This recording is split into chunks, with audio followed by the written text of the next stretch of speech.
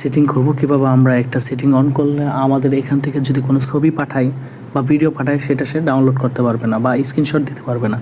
যদি স্ক্রিনশট দেয় তাহলে অবশ্যই আমার কাছে নোটিফিকেশন চলে আসবে। তো এই জন্য সর্বপ্রথম আমরা প্লে স্টোরে চলে যাব। প্লে স্টোরে চলে গিয়ে এখান থেকে সার্চ বক্সে লিখব মেসেঞ্জার লিখে সার্চ করার পর এখান থেকে আমার যদি অ্যাপটা আপডেট দেওয়া না থাকে তাহলে আমি এখান থেকে আপডেট দিয়ে নিব। আপডেট লেখা উঠলে আপডেট দেওয়ার পর এখান থেকে আমি ওপেনে ক্লিক করব। ওপেনে ক্লিক করার পর এখান থেকে মেসেঞ্জারে চলে আসবো। মেসেঞ্জারে চলে আসলে এখানে উপরে যে 3 ডট আইকন আছে এখানে আমি ক্লিক করব। তারপর এখান থেকে সেটিংয়ে ক্লিক করার পর নিচে চলে যাব। নিচে চলে যেয়ে দেখব যে এখানে লেখা আছে প্রাইভেসি অ্যান্ড সেফটি, এখানে ক্লিক করব।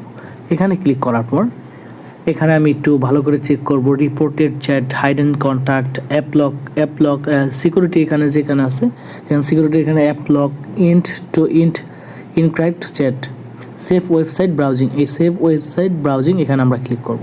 এখানে ক্লিক করার পর আমার এই অ্যাপসটা আমার এইটা যদি অন করা থাকে বা অফ করা থাকে আমি এটা এখান থেকে অফ করে নেব। অফ করার জন্য এখানে আমি ক্লিক করব। ক্লিক করার পর এখানে নিচে যে লেখা আছে টার্ন অফে ক্লিক করব।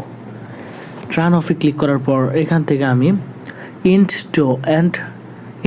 এয়ারক্রাফট সেট এখানে আমি ক্লিক করব। আবার এখানে ক্লিক করার পর এখানে আমার 3টা অপশন চলে আসবে, message, storage, security alert, previous. আমি এখান থেকে সিকিউরিটি অ্যালার্টস এখানে ক্লিক করব। এখানে ক্লিক করার পর এখানে আবার 2টি অপশন চলে আসবে, manage security alert, view all logging. আমি এখান থেকে ম্যানেজ সিকিউরিটি অ্যালার্ট এখানে ক্লিক করব। এখানে ক্লিক করার পর আমার যে 2টা অপশন এখানে 2টাও থাকতে পারে, একটাও থাকতে পারে, তাই আমি 2টা অপশনই অন করে দেব। প্রথমটা অফ করেছি, এবার দুটো অন করে দেবো। অন করে দেওয়ার পর এখন কিন্তু আমাদের সেটিংটি হয়ে গেল। তো এখন যদি আমরা কাউকে কোনো মেসেজ পাঠাই, যেমন ধরুন এআইডিতে আমি একটা মেসেজ পাঠাবো, এখানে আমি একটা ছবি পাঠাই,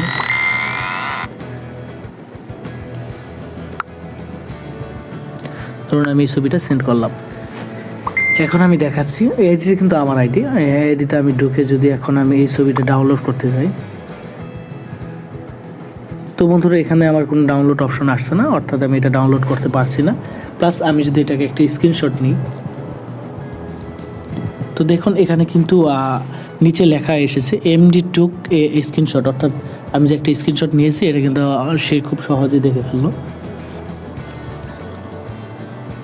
তো এইভাবে কিন্তু যদি যতবারই আপনারা এখানে স্ক্রিনশট নিতে যান, যে কোনো কিছুর স্ক্রিনশট নিতে যাবে আপনার এখানে কিন্তু সরাসরি চলে আসবে যে MD টোকে স্ক্রিনশট।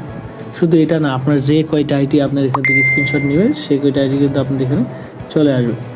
তো আশা করি আমাদের সেটিংটা আপনাদের খুবই গুরুত্বপূর্ণ কাজে ব্যবহার করবেন আপনারা।